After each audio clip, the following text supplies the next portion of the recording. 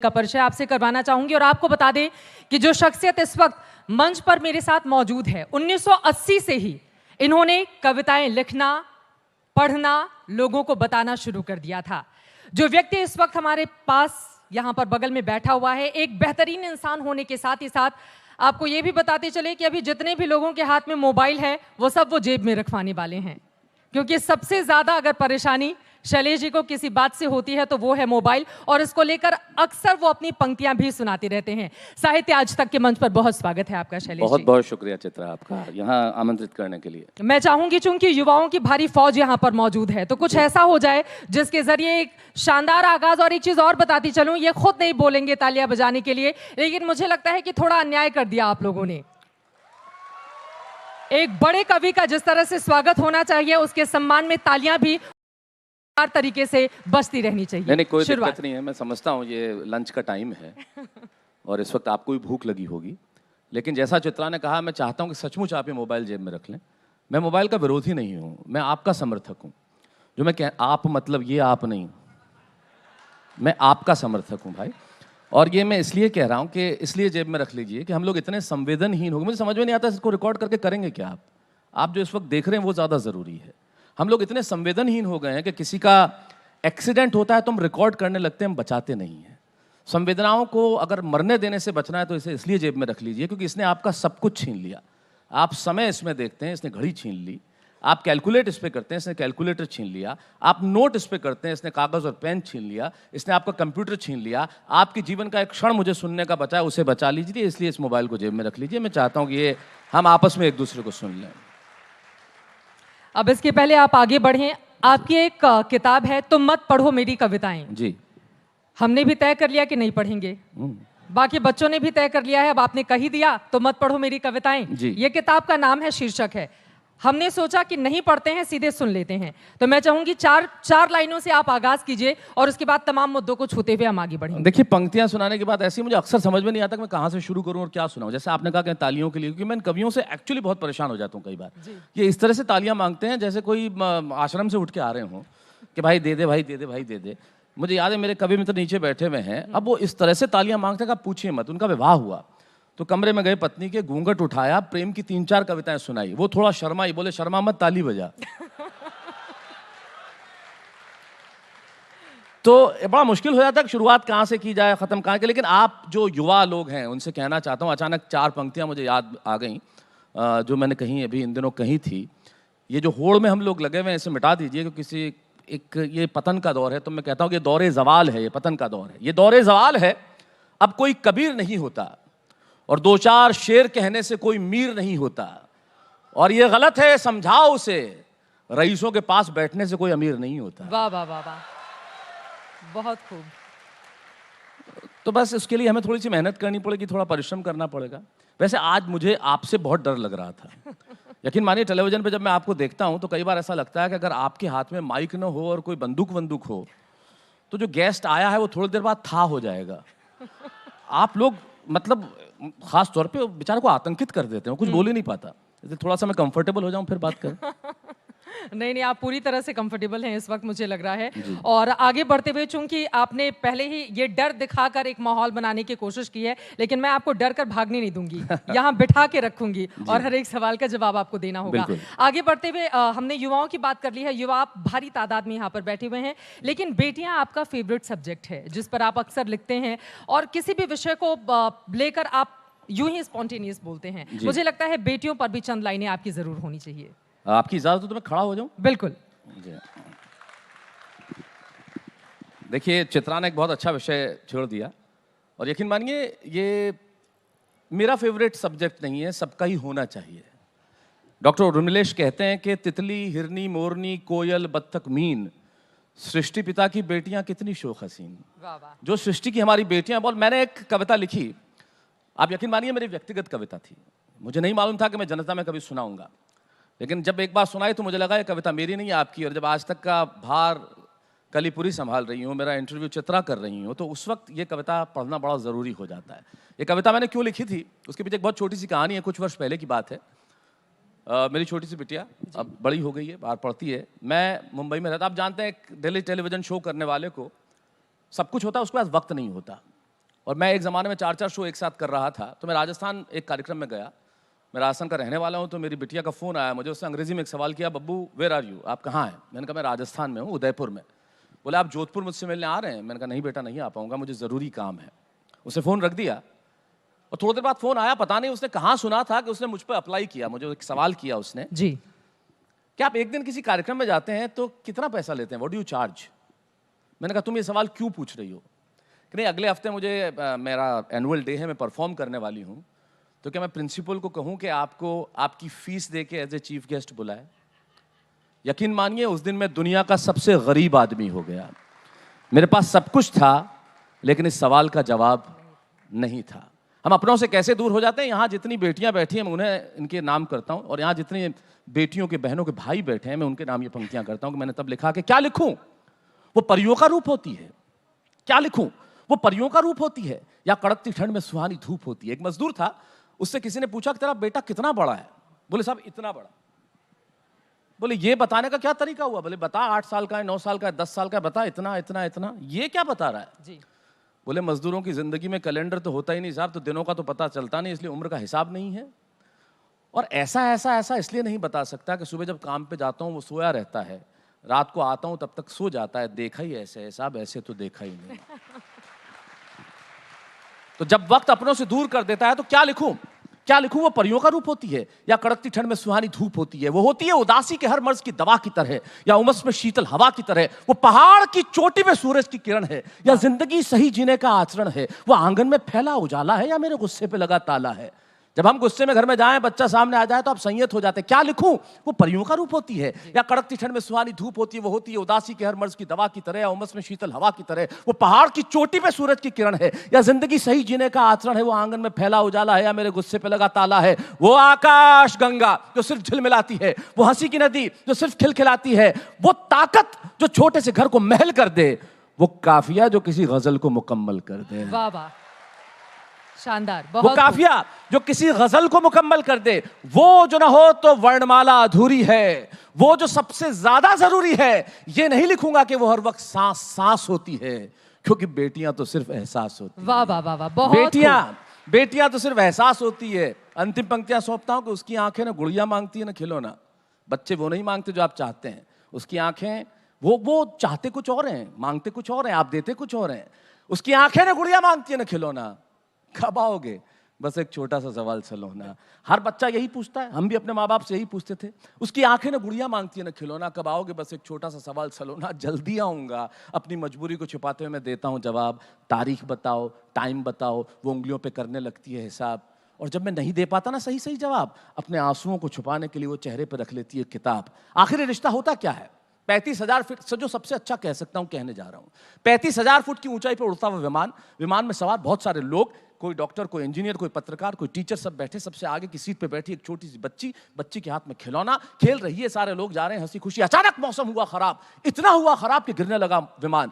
गिरने लगा विमान, मौत आंखों के आगे नाचने लगी, तांडव करने लगी मृत्यु। सब लोग रोने लगे, चिल्लाने लगे, चीखने लगे, क्रंदन करने लगे। भूल गए कि मैं डॉक्टर हूं, मैं इंजीनियर हूं, मैं पत्रकार हूं। याद नहीं आया उस वक्त, सिर्फ एक चीज याद आई कि मौत से बचा ले ईश्वर। अगर बच गए तो जिंदगी के अंदर फिर कोई दोबारा गलत काम नहीं करेंगे। आंसू बहते रहे, वो लड़की खेलती रही, लोग चिल्ला रहे थे। अचानक ईश्वर ने सुन ली पुकार। संयत हुआ मौसम, संयत हुआ विमान, उड़ने लगा विमान। सबकी जान में जान आई। और जब जान में जान आई तो किसी आदमी ने उस बच्ची को जाके देखा और कहा, बेटा हम मर रहे थे, हम मरने वाले थे, हम रो रहे थे, हम भूल गए कि हम किस पद पे हैं, हमारा कद क्या है, या हमारी हद कितनी बड़ी है। सब कुछ भूल के हम रो रहे थे और तुम बैठी बैठी खिलौने से खेल रही थी। बेटा तुम्हें नजर आता है? बोले हाँ अंकल, मुझे सब नजर आता है। बेटा तुम्हें सुनाई देता है? मुझे लगा तुम्हें सुनाई नहीं दिया। अंकल मुझे सब सुनाई देता है। तो बेटा तुम डरी नहीं? नहीं अंकल मैं डरी नहीं, क्योंकि इस प्लेन के जो पायलट है ना वो मेरे पापा हैं। अरे वाह। अब इन लाइनों पे बहुत मुश्किल है और कि मैं हम जानती वाह-वाह हूं, कहें या फिर भावनाओं के इस समंदर में मैं जानती हूं कि मेरा पिता मुझे मौत के मुंह में कभी नहीं ले जा सकता। उसकी आंखें न गुड़िया मांगती है न खिलौना। कब आओगे? बस एक छोटा सा सवाल सलोना। जल्दी आऊंगा, अपनी मजबूरी को छिपाते हुए देता हूं जवाब। तारीख बताओ, टाइम बताओ, वो उंगलियों पे करने लगती है हिसाब। और जब नहीं दे पाता ना सही जवाब, अपने आंसुओं को छुपाने के लिए वो चेहरे पे रख लेती है किताब। वो मुझसे ऑस्ट्रेलिया में छुट्टियां, मर्सिडीज की ड्राइव, 5 स्टार होटल में डिनर, या नए नए आईफोन नहीं मांगती। न कि बहुत सारे पैसे वो अपने पिगी बैंक में गुल्लक में उंडेलना चाहती है। वो कुछ देर मेरे साथ खेलना चाहती है। वाह वाह। और मैं वही बेटा काम है, बहुत जरूरी काम है, आज तक वालों ने बुलाया है, नहीं जाऊंगा तो कैसे चलेगा, ऐसे मजबूरी भरे जवाब देने लगता हूँ। और वो सोते हुए ये बताती है, वो आंखें बंद करके सोती है लेकिन सपने में खेलते हुए मेरे साथ रोती है। वो यूं जबाती है कि जैसे सब समझ गई हो, लेकिन जिंदगी ने जाने क्यों इतनी उलझ जाती है और हम समझते हैं कि बेटियां सब समझ जाती हैं। वाह वाह, बहुत खूब, बहुत शानदार।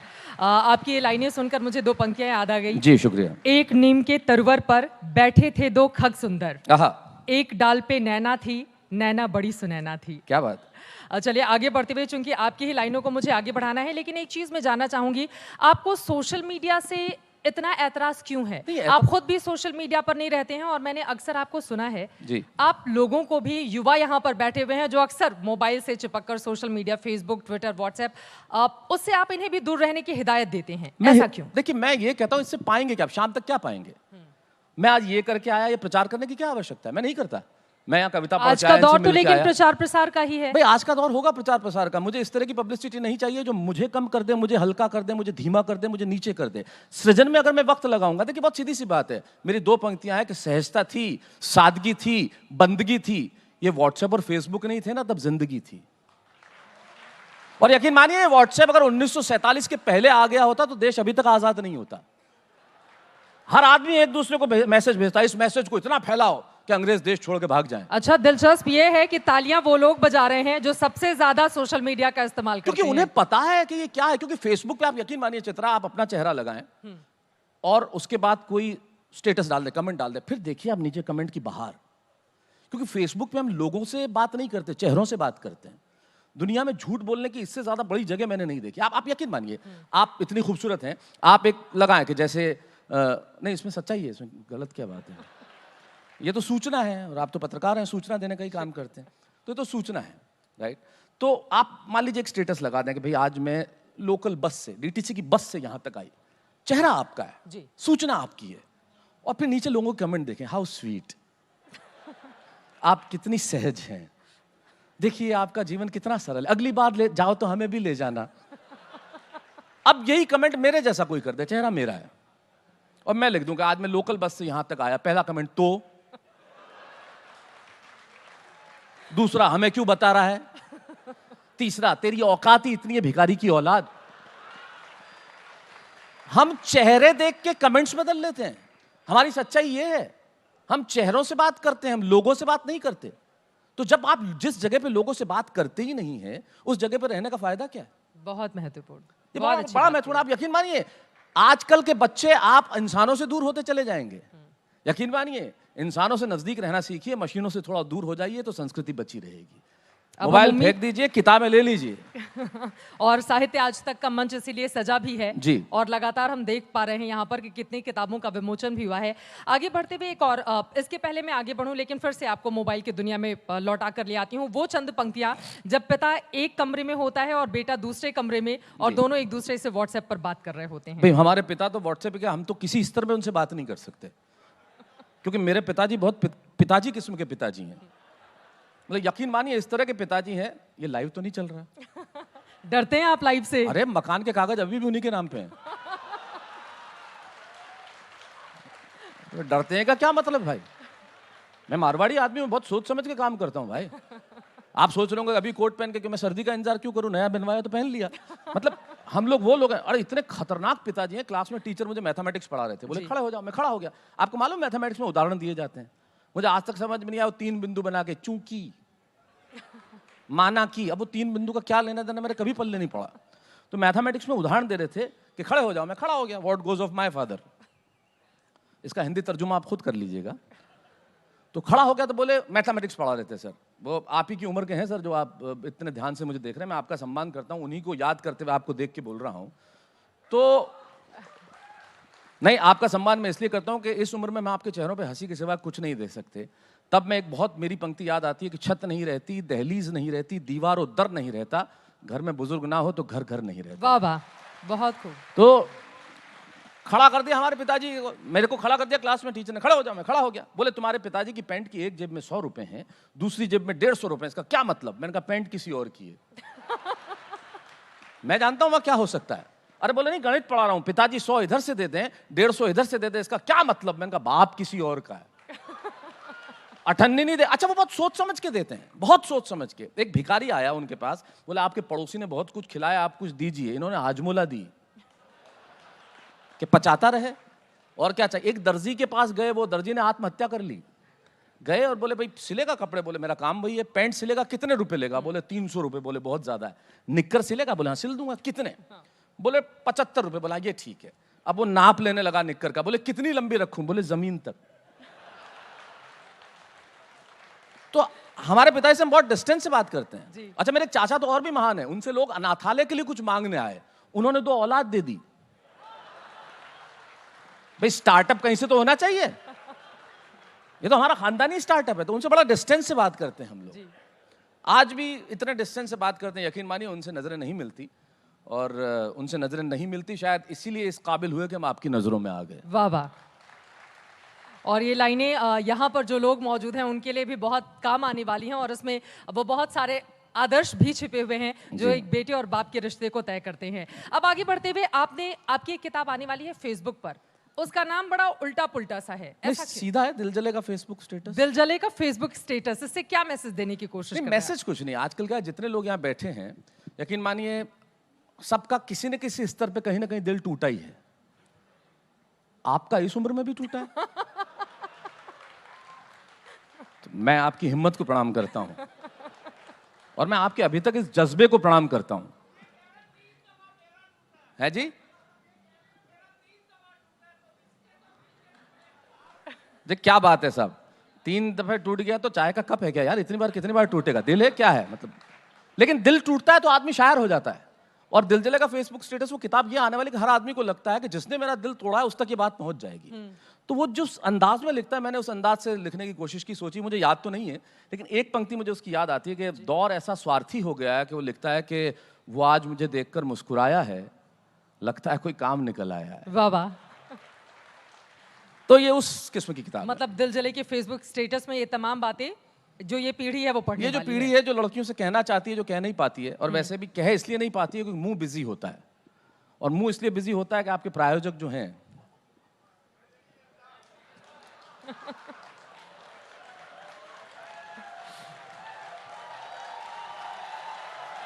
कवि की यही पहचान होती है, इशारों इशारों में बहुत गहरी बातें भी कह जाते हैं भाई। आप देखिए लोग। जो बात अगर सीधे ढंग से कह दी जाए वो बात ही क्या, थोड़ा इनडायरेक्ट घूम के कहो तो उसका मजा अलग होता है। मुंह बिजी होता है बेचारा, बात कैसे करे आदमी? उसको पूछो कैसे ये सारे अनुभव बोल रहे हैं तारक मेहता का उल्टा चश्मा। नहीं, ये अनुभव जो लोग जो मिलने आते हैं, आज मिलने आए होटल में 2, क्या कैसे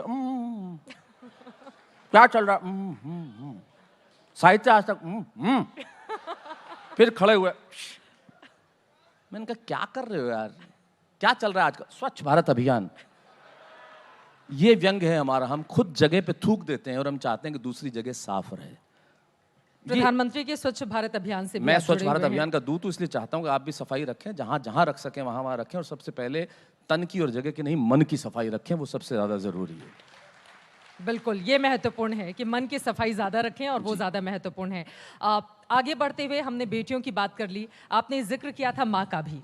मुझे लगता है जब हमारा समय जब हो रहा होगा उस वक्त वो कविता सुनाऊंगी, उसके बाद मैं कुछ और सुना नहीं पाता हूँ। तो 21वीं सदी पर आ जाते हैं, जिसमें क्या आप मुझे मिस करती हो? देखिए मिस करते हो कि नहीं, मैं जब अगली बार आऊंगा वादा करके सुनाता हूँ, अगली बार जरूर सुनाऊंगा। वो 40-45 मिनट की लंबी कविता है तो सुनाता हूँ, उसमें बहुत वक्त जाता है, कई बार इतनी लंबी कर देते हैं कि समझ में ही नहीं आता। लेकिन हो सकता है उसमें यहाँ पर जितने लोग मौजूद हों उनके दिल की कुछ बातें हों। मुझे लगता है कि 4 लाइनें अगर आप सुना पाए उसकी। देखिए क्या है, फ्री में इतना ही सुना सकते हैं।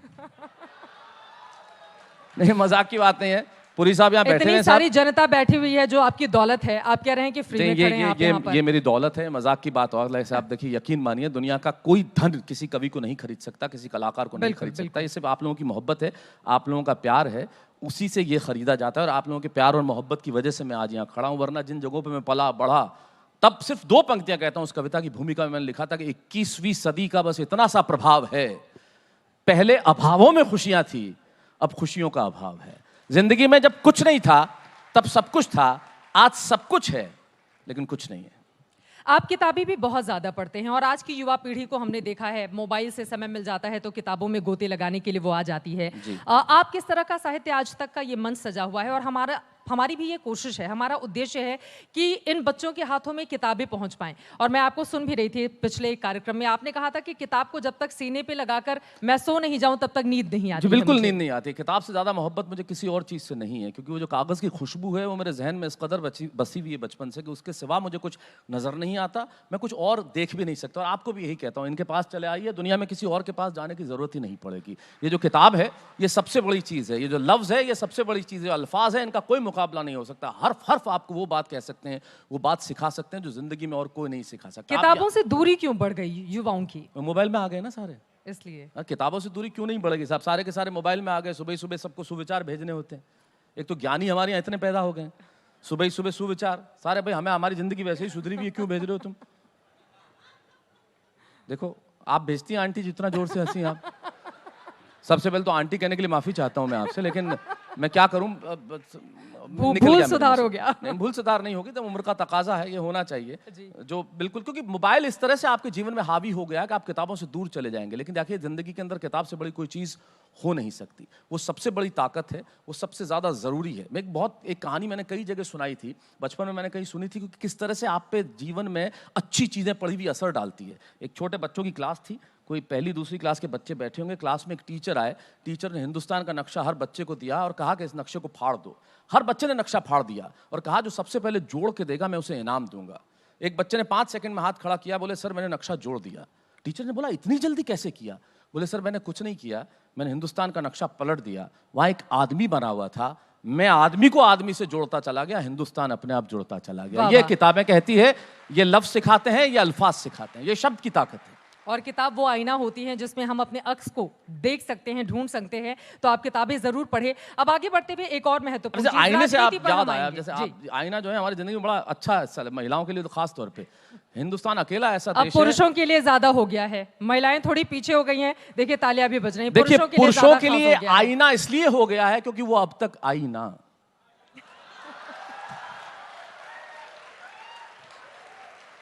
तो जब आएगी तो आईना चला जाएगा, सीधी सी बात है। वो आए, देखिए हिंदुस्तान अकेला ऐसा देश है जहां पे महिलाएं तैयार होने के लिए ब्यूटी पार्लर जाती हैं और वहां जाने के लिए भी तैयार होती हैं। ये कमाल का हमारा काम है साहब, ये हम ही लोग कर सकते हैं और कोई नहीं कर सकता। जी आप कुछ कह रहे हैं? आईने पे आप कुछ और सुनाना चाह रहे हैं? आईने पे और क्या सुना, आईना हम रोज देखते हैं। आईना पे अब बस हमारी शक्ल देख के बता देता है कि तुम्हारी औकात इतनी है बेटा, इससे ज्यादा कुछ नहीं। ठीक है। अपनी पत्नी के साथ भी मिलकर आपने एक किताब लिखी है, लेकिन मैंने देखा है पत्नियों पर अक्सर ये सर आपने कहा अपनी पत्नी के साथ,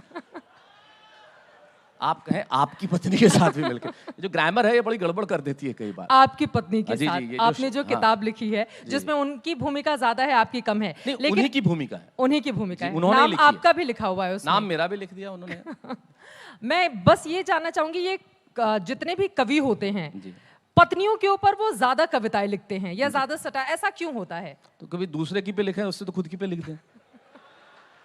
भाई क्यों ना लिखें, जो रोज घर में होता है वो देखा जाए। लिखा मैं तो आज तक पत्नी पे नहीं लिखा, इसलिए नहीं लिखा कि मेरी हिम्मत नहीं है लिखने की। नहीं, बहुत सिंपल बात है, मैं निहायत डरपोक किस्म का पति हूं। और ये है जी, देखिए आप इस उम्र में भी इतने हष्ट-पुष्ट हैं, इसी का कारण है ना। नहीं, वो सुखी रहने का रहस्य भी बता दे रहे हैं। थोड़ी देर पहले आपने जो प्रेमिकाओं को लेकर कहा था, उन्हें 2-3 गिनाई भी थी अपनी। देखिए वो गिनाई होगी, वो उनके पति जाने। ये तो बहुत सिंपल सी बात है। देखिए जीवन के अंदर डर के, और मेरी पत्नी मेरी गुरु है, मैं उनका बहुत सम्मान करता हूँ और बहुत ईमानदारी से, सच्चाई से और ये बात कह रहा हूँ कि मैंने उनसे जीवन में बहुत कुछ सीखा है। इसके लिए तो तालियां होनी चाहिए। डॉक्टर स्वाति लोढ़ा उनका नाम है, और ये मैंने इसलिए कहा कि लाइव चल रहा है, देख रही होगी। देख पत्नी पे नहीं बात, जो आसपास ऑब्जर्वेशन होता है उस पे लिखा। मैं तो वही लिखता हूँ जो मुझे दिखता है, जो मुझे आसपास नजर आता है, और जब चीजें नजर आती हैं उन पे लिखता हूँ। इसलिए मैंने पॉलिटिक्स पे कुछ नहीं कहता, नेताओं पे कुछ नहीं कहता, सोचता जरूर हूँ, कहता नहीं हूँ। मेरे आसपास इतनी सारी चीजें कि मैं उन्हीं पे लिख लूँ तो बहुत है। आसपास इतनी सारी चीजें घटित भी हो रही हैं। अब मैं जरा राजनीति पर आ जाती हूँ। मैं चाहूंगी राजनीति, चूंकि ये सब लोग बैठे हुए हों और उस पर आपको सुनना जरूर चाहेंगे, और प्रधानमंत्री नरेंद्र मोदी के बहुत सारे कार्यक्रमों में भी आपने शिरकत की है। तो जो देखा है, जो पाया है और उससे शब्दों का जो जाल बुना है, जरा उसके कुछ तलफ़ुज़ हो जाए। देखिए, राजनीति से मेरा रिश्ता उतना ही है जितना आप लोगों का है कि हम लोग मत देते हैं, वोट देते हैं। इससे ज़्यादा राजनीति से मेरा कोई रिश्ता नहीं, और इसलिए नहीं है। मुझे मुनव्वर राणा साहब का एक शेर याद आता है। वो कहते हैं कि कानों में कोई फूल भी हंसकर नहीं पहना, उसने भी बिछड़कर कभी जेवर नहीं पहना। दुनिया मेरे किरदार पे शक करने लगेगी, इस खौफ से मैंने कभी खद्दर नहीं पहना। वाह वाह। तो राजनीति से रिश्ता उतना ही है, उतनी ही दूरी है, उतनी ही मैं दूरी रखता भी हूँ, रखनी भी चाहिए। वोट देने तक ठीक है, बाकी सब तो जैसा है वैसा चल ही रहा है। लेकिन जैसा है वो वैसा ना चले और अच्छे से चले, उसके लिए क्या है आपके पास? उसके लिए हम कर भी क्या सकते हैं? सब कुछ उसके आपके लिए हाथ हम में है। देखिए, उसके लिए देखिए, भाषण वोट देने की से, ताकत तो, भाषण देने से कभी बदलाव नहीं आता। मैं अक्सर कहता ये हूं, इशारा किसकी ओर है? नहीं, ये इशारा सबकी ओर है, यकीन मानिए, ये इशारा सबकी ओर है। बदलाव आपको भीतर से लाना पड़ेगा। मैं भ्रष्टाचार के खिलाफ इसलिए नहीं बोलता, आप यकीन मानिए, मैं भ्रष्टाचार के खिलाफ बहुत ज्यादा भाषण नहीं देता। आप समझिए कि मैं क्यों नहीं देता। मैं इसलिए नहीं देता हूं कि मैं भ्रष्टाचार का समर्थक हूं, मैं इसलिए नहीं देता कि आपको और मुझे हक क्या है। नेताओं को और राजनीति को गाली देने से इस देश में भ्रष्टाचार कभी समाप्त नहीं होगा। और मैं और आप कैसे बोल सकते हैं? मैं रास्ते में जा रहा हूं और मान लीजिए गाड़ी में मेरे पास कागज नहीं है, पुलिस वाला मेरा चालान काटता है, मैं 200 रुपए देकर छूटना चाहता हूं, कि मैं भ्रष्टाचार के खिलाफ बात करूंगा? मैं ट्रेन में जाता हूं, मेरे पास सीट नहीं है, मैं टीटी को 500 रुपए देकर सो के जाना चाहता हूं, क्या मैं भ्रष्टाचार के खिलाफ बात करूंगा? मेरे नंबर अच्छे नहीं आए, मैं टीचर के घर मिठाई का डब्बा लेके जाता हूं, क्या मैं भ्रष्टाचार के खिलाफ बात करूंगा? मेरे घर पे बिजली का मीटर तेज चलता है, मैं तार फंसा के उसे धीरे करना चाहता हूं, क्या मैं भ्रष्टाचार के खिलाफ बात करूंगा? मैं टोल टैक्स पे 30 रुपए नहीं देकर साइड में से गाड़ी निकाल के जाना चाहता हूं, क्या मैं भ्रष्टाचार के खिलाफ बात करूंगा? 1/125 करोड़ हिंदुस्तान आप हैं, 1/125 करोड़ हिंदुस्तान मैं हूं। आप अपना भ्रष्टाचार समाप्त कीजिए, मैं अपना भ्रष्टाचार समाप्त करूंगा, तब मुल्क का भ्रष्टाचार कहीं जाकर समाप्त होगा। बहुत बड़ी बात आपने कही है और इसका असर भी बहुत होगा। फिर तालियों पंडित की- गोविंद व्यास कहते हैं, हम लोग कैसे भाषण दे सकते हैं? पंडित गोविंद व्यास कहते हैं कि फुर्सत तो मुझे भी थी बहुत देश के लिए, जब पेट भर गया तो मुझे नींद आ गई। हमें कुछ करना होगा। भाषण देने से, गालियां देने से, आलोचनाएं करने से जागरण नहीं होते, बदलाव नहीं आते। बहुत आसान है किसी के लिए भी कुछ भी कह देना, बहुत आसान है। मेरे पास वाले जब तक मैं और चित्रा जी आप इस कमरे में बैठे हैं, तब तक हम दुनिया के 2 सर्वश्रेष्ठ लोग हैं। आप चली जाती हैं तो मैं अकेला रह जाता हूं।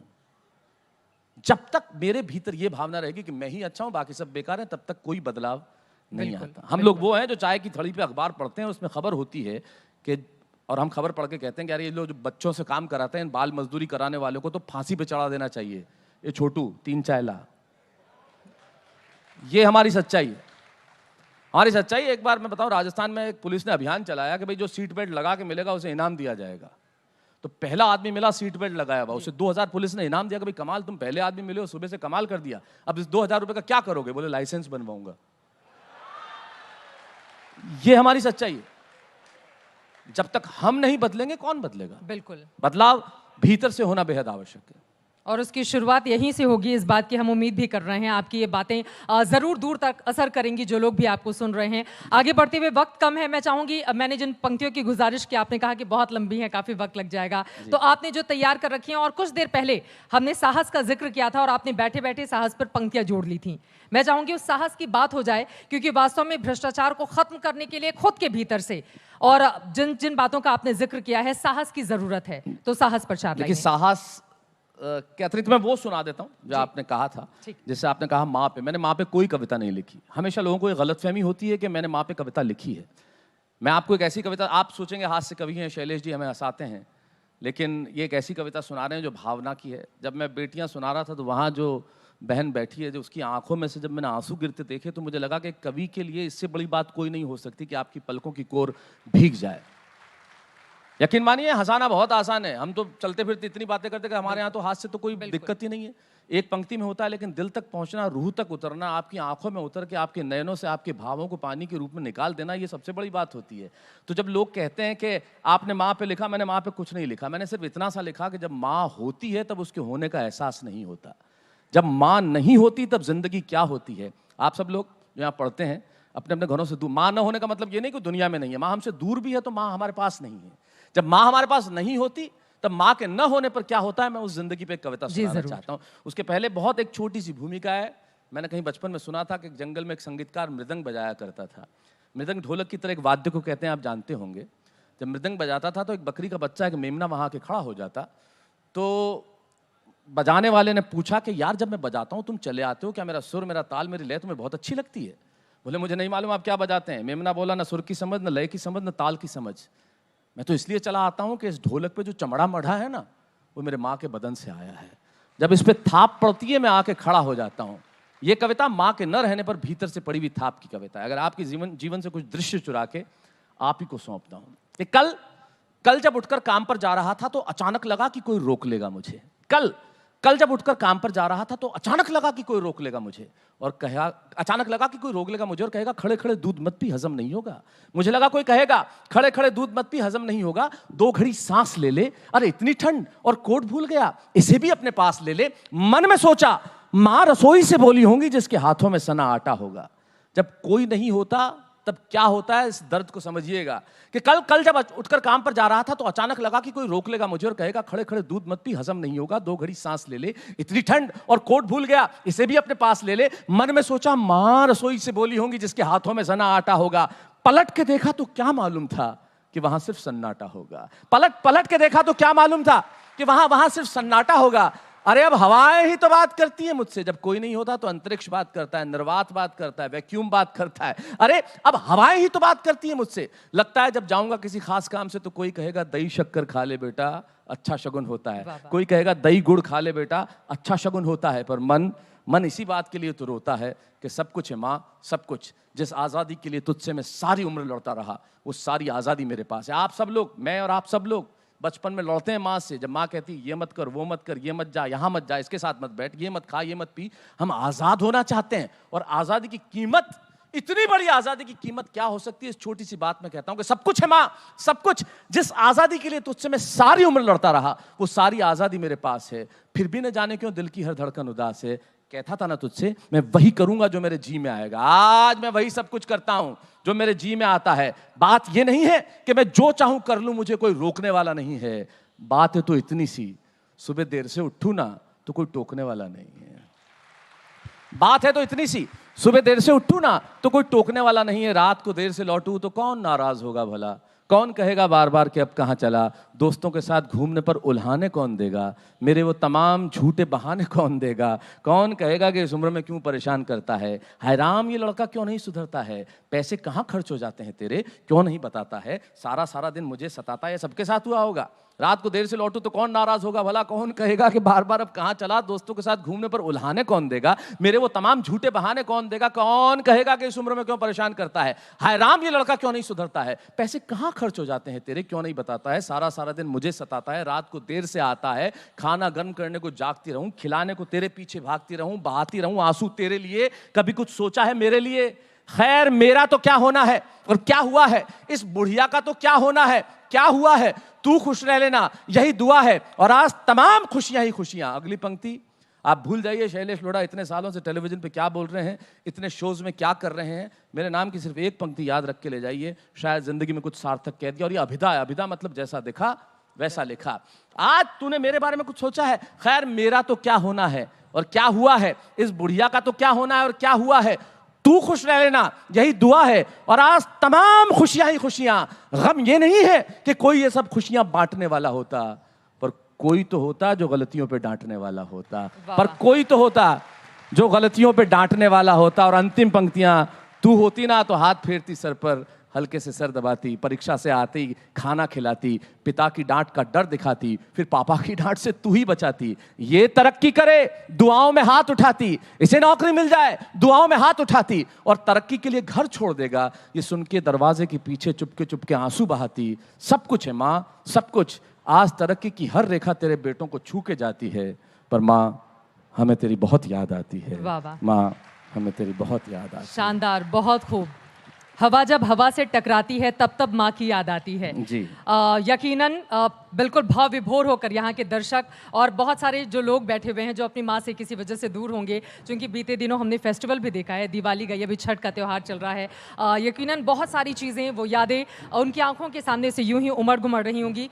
बहुत शुक्रिया हमारे साथ साहित्य आज तक के इस मंच पर आने के लिए। और यकीन मानिए, जिस साहित्य आज तक के मंच पर साहित्य की जब बात होती है, क ख ग घ अंग की बात होती है, तो उस माँ ने पहला ककहरा हमें सिखाया था, जिसकी बदौलत आज हम और आप यहाँ पर मौजूद हैं। बिल्कुल। जाते जाते बात है, मैं आप युवाओं से सिर्फ 2 पंक्तियां कहना चाहता हूं। 130 करोड़ लोगों का देश, दुनिया में सबसे ज्यादा युवा इस देश में।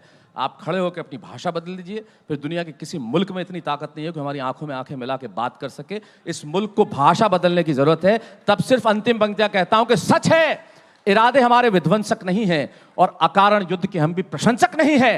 अहिंसा के पुजारी हैं हम, लेकिन सुन ले दुनिया, अहिंसक हैं हम, नपुंसक नहीं हैं। वाह वाह, शानदार। बहुत शुक्रिया हमारे साथ इस मंच का हिस्सा बनने के लिए, साहित्य आज तक में आने के लिए। आप तमाम दर्शकों का भी बहुत धन्यवाद।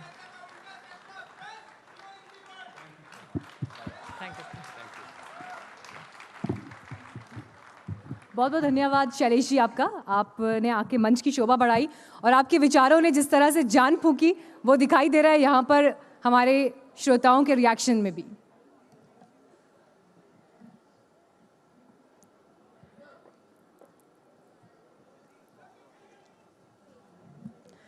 अब अपने अगले सेशन